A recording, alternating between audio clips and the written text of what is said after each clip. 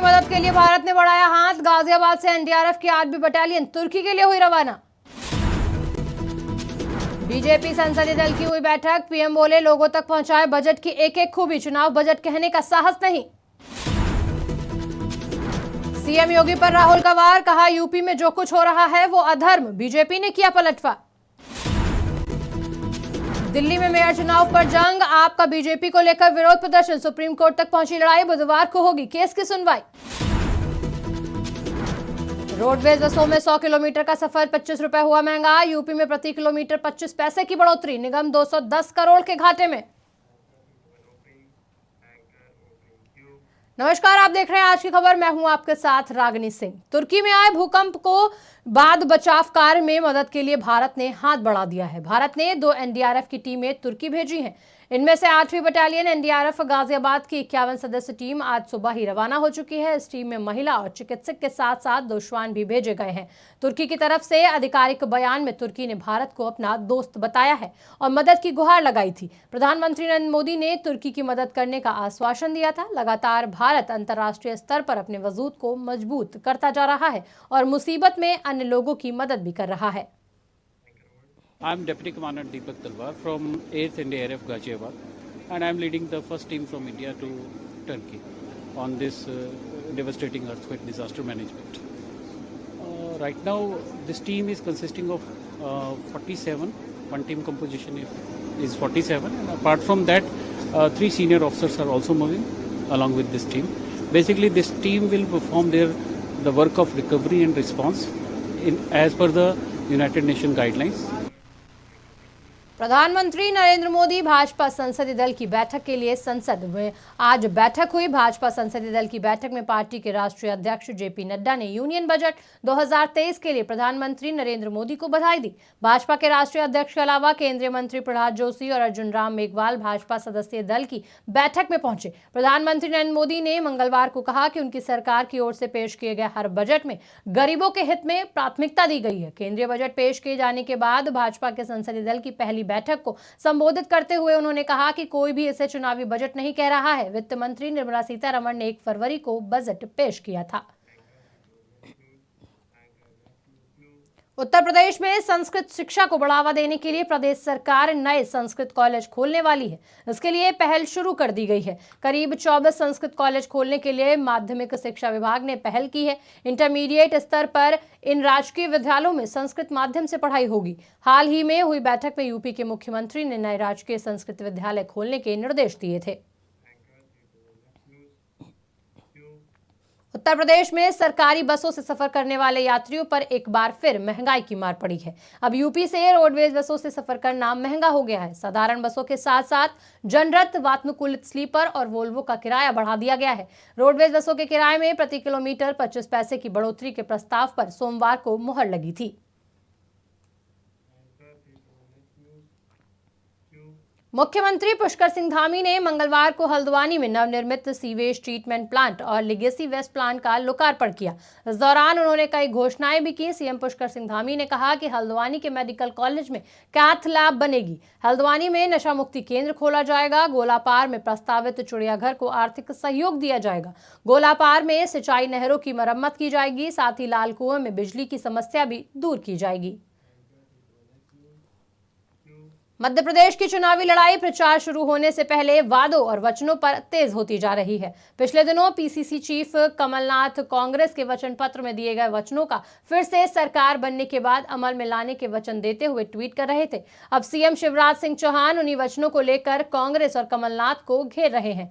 CM रोज एक सवाल कर कमलनाथ से जवाब मांग रहे हैं। इधर कमलनाथ भी सीएम से उनके घोषणा पत्र और संकल्प पत्र की बातें पूरी न होने पर शिवराज पर सवाल दाग रहे हैं। अभियान तो चलाया था, क्या हाथ से हाथ जोड़ो अभियान। लेकिन अब अभियान चल रहा है कमलनाथ से पीछा छुड़ाओ अभियान। एक के बाद एक नेता अब आगे आ रहे हैं। जो आगे आ रहे हैं वो आगे हैं, उनके पीछे कौन है, क्यों है। अब ये तो कमलनाथ सोचें कि वो स्वयंभू मुख्यमंत्री हो रहे हैं। सूत न कपास जुलाहों में लट्ठम लट्ठा। मुख्यमंत्री भूपेश बघेल ने केंद्रीय बजट का सर्वसमावेशी बताने वाली भाजपा को आंकड़ों पर घेरा है। इस बार किसानों की आय बढ़ाने के दावों को लेकर है। मुख्यमंत्री ने कहा, आंकड़े दिखाते हैं कि किसान विरोधी भाजपा की नीयत है। इससे भाजपा के कथित रूप से किसान हितैषी होने का दावा खोखला सिद्ध हो जाता है। सीएम बघेल ने मंगलवार को सोशल मीडिया पर एक पोस्ट डाली। उन्होंने लिखा, आंकड़े जो दिखाते हैं कि किसान विरोधी भाजपा की नीयत।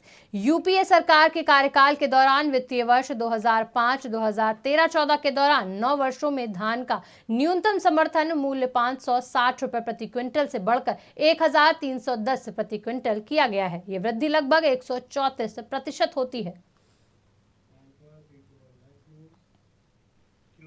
पुलिस ने मंगलवार को दावा किया कि उसने दक्षिण कश्मीर के पुलवामा में जिले में आतंकी के रूप में अपना रूप धारण करने वाले एक जबरन वसूली करने वाले को गिरफ्तार किया। एक हैंडआउट का हवाला देते हुए बताया कि पुलिस स्टेशन राजपारा को एक व्यक्ति ने लिखित शिकायत दी थी, जिसमें उसने कहा कि वह अपने क्लिनिक से घर जा रहा था तो किसी अज्ञात व्यक्ति ने उसे रोका और उसे धमकी दी, साथ ही हथियार और पैसे और साथ ही बाकी कीमती सामान मांगा। उसके बटुए में रखे 3300 रुपए और मोबाइल फोन लेकर मौके से फरार हो गया, जिसके बाद पुलिस ने जांच की और आरोपी को गिरफ्तार कर लिया। श्री रामचरितमानस की चौपाइयों को लेकर पूरे देश में विवाद मचा हुआ है। उसी को लेकर आज जम्मू कश्मीर में शिवसेना प्रदेश प्रमुख मनीष साहनी ने भी उसकी गहन जांच और मानव सहित तमाम ऐसे ग्रंथ, साथ ही पुस्तकों में दर्ज गलत व्याख्या में सुधार करने की मांग की। मनीष साहनी ने कहा कि हिंदुओं को हिंदुओं से लड़ाने की शरारत पूर्ण कार्य किया जा रहा है। जम्मू में शिवसेना प्रमुख मनीष साहनी ने पार्टी मध्यवर्ती कार्यालय में जम्मू में पत्रकारों से बात करते हुए कहा कि मानस की चौपाई ढोल गवार शूद्र पशुनारी एकल ताड़ना के अधिकारी व्याख्या को लेकर राजनेताओं द्वारा शोधन की पत्ती ताड़ना को दलितों का अपमान बताया जाना और उसे वोट बैंक की राजनीति के तहत हिंदू को हिंदू से लड़ाने और एक खाई पैदा करने के प्रयास के तहत हवा दी जा रही है। शिवसेना जम्मू कश्मीर इकाई की आज जो हमारी पत्रकार वार्ता है, इस समय देखिए श्री रामचरितमानस की एक चौपाई को लेकर पूरे देश के अंदर बवाल मचा हुआ है। आपसी भाईचारे के अंदर सेल लगाने का काम किया जा रहा है। स्वार्थ की और जात पात की राजनीति इस समय राजनीति को हवा दी जा रही है। देखिए श्री तुलसीदास कृत रामचरितमानस की जो चौपाई थी, जिसके अंदर आज बवाल खड़ा कर हिंदुओं को हिंदुओं के साथ लड़ाने का जो शरारतपूर्ण कृत्य किया जा रहा है, शिवसेना उसकी सबसे पहले कड़े शब्दों के अंदर निंदा करती है। सरकार से मांग करती है कि इसकी गहन जांच पड़ताल की जाए और अगर इसके अंदर किसी तरह का विवादास्पद व्याख्या आती है तो उसके अंदर सुधार किया जाए।